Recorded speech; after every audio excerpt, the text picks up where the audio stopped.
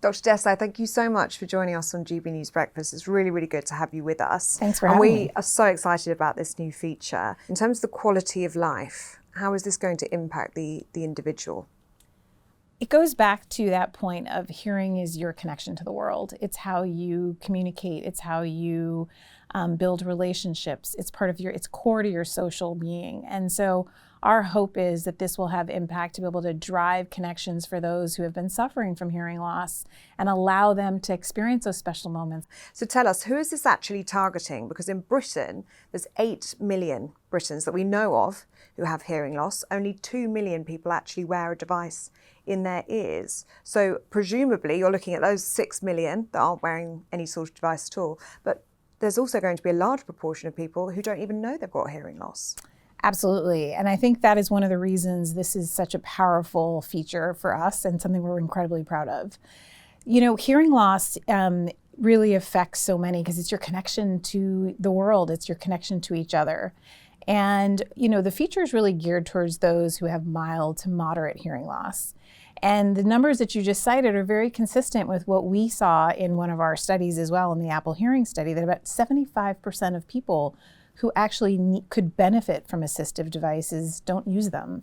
And obviously that's for a number of reasons, whether it's stigma or comfort or just getting over that hump to get to the doctor to get it looked at. And so we're very excited about the potential of the impact this can have, knowing that hearing loss, is one of the reasons people start having social isolation, depression, but also it's a modifiable risk factor for dementia. So we're hopeful that this will be impactful in many ways. Really interesting that you mentioned the word stigma, because there is sometimes a stigma associated with wearing hearing aids. Do you think this will change that by being part of that discrete everyday item that so many people own? I certainly hope so. I think the stigma is what holds back so many people from getting the help they need. And our view on it is that, as you mentioned, people use AirPods every day. And so if this can now allow them to help them with their hearing in a way that doesn't make them feel scared or anxious or shameful to be able to be using a hearing assistive device, which it shouldn't, but if it helps get them over that bridge and it bridges them to getting the help they need, even if ultimately they end up needing a hearing aid in the long term, but this is a nice way to get started, and it's something that we're very, very hopeful that this will have an impact on the stigma aspect. Okay, so how does the hearing aid feature actually work? It's really simple, and that is what's so beautiful about the feature.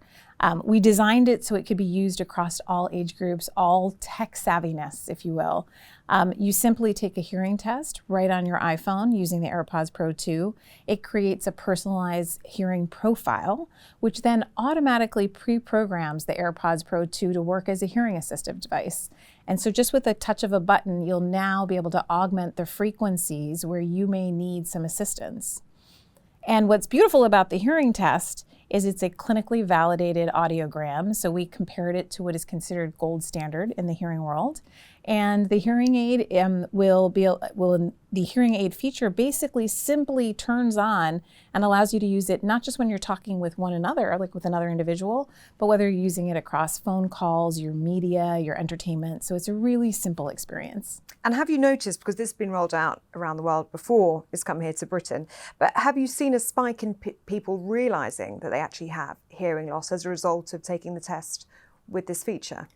I can anecdotally share with you that even just in my circle and talking to people sometimes have picked up things that they didn't expect and noticed that they had some hearing issues.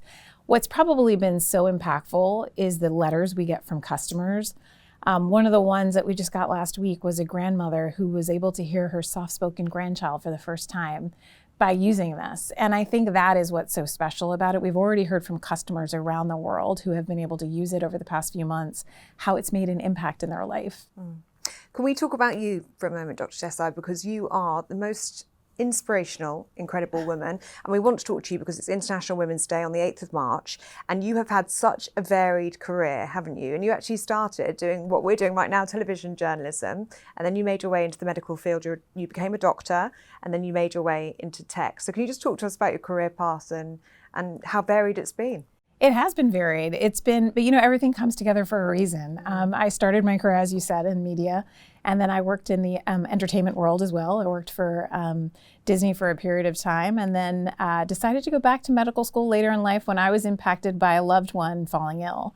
And it was through that experience where I got to see when medicine at the front lines comes together, it can really be a remarkable career. And I think what really struck me, which is what draws me to the work I do, is during that time, I had gotten advice from another physician to truly be the voice that empowers my mom at that time to be able to get the help she needs. And it was that desire to empower others with more information around their health and advocate for themselves to actually drive better health is what's driven my career. And so I went to medical school, practiced for a number of years, and then decided to really look at a company like Apple, and they came calling, which was an amazing experience. But what the idea was is, how do you actually have impact at scale and empower individuals around their health at scale so that, one, you can advocate for yourself by having better information around your health, and also, second, you can make actionable changes to be healthy before you get sick. I think one of the things that's always difficult about healthcare is it's often reactive and taking care of things once you are already sick.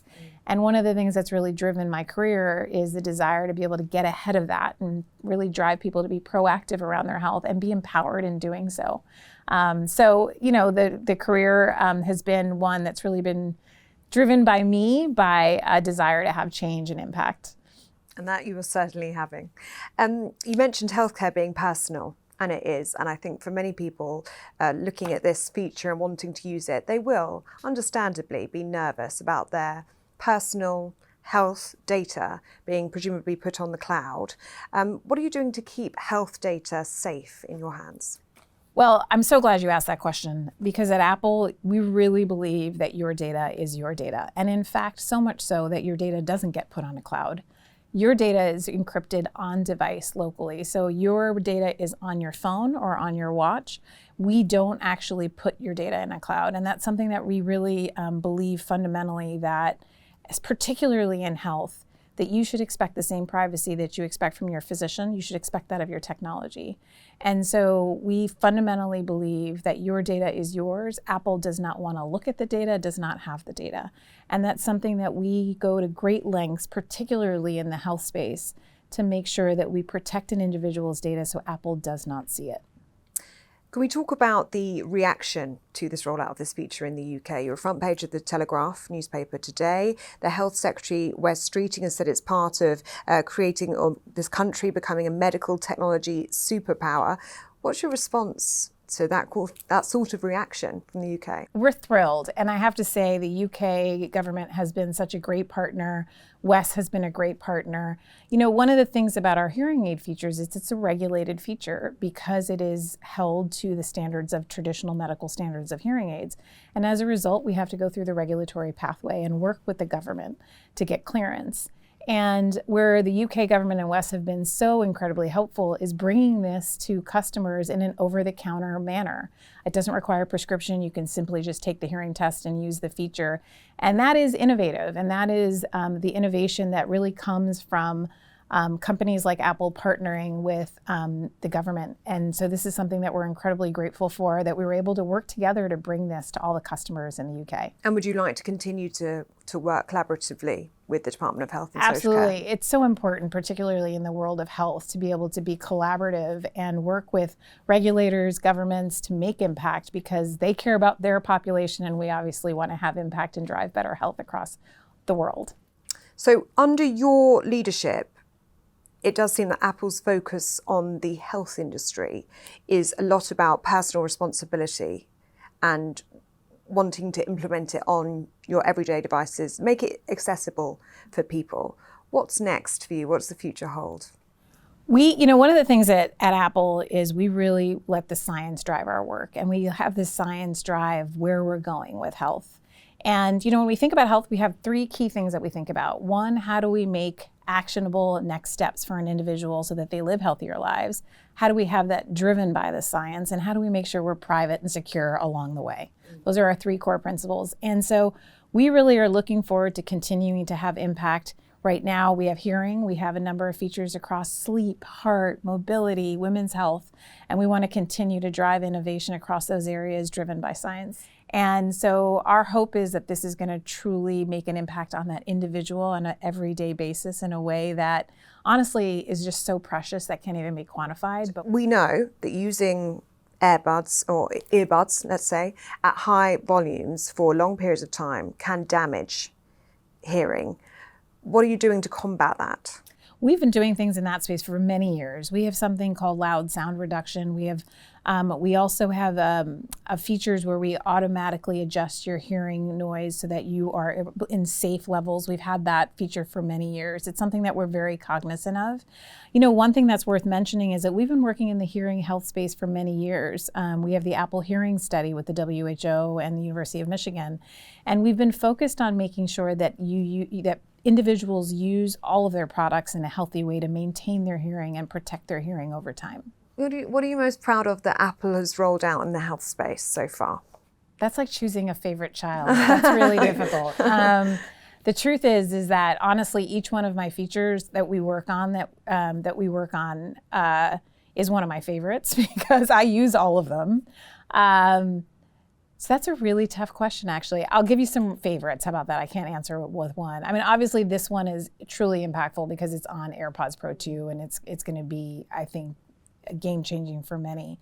Cardio fitness is one that I use every day. I love to kind of see where my cardio fitness and my VO2 max is. The women's health features I'm particularly proud of because we were, I think, a company like ours getting behind women's health and talking about cycle tracking and ovulation and temperature changes that occur, educating individuals in that space.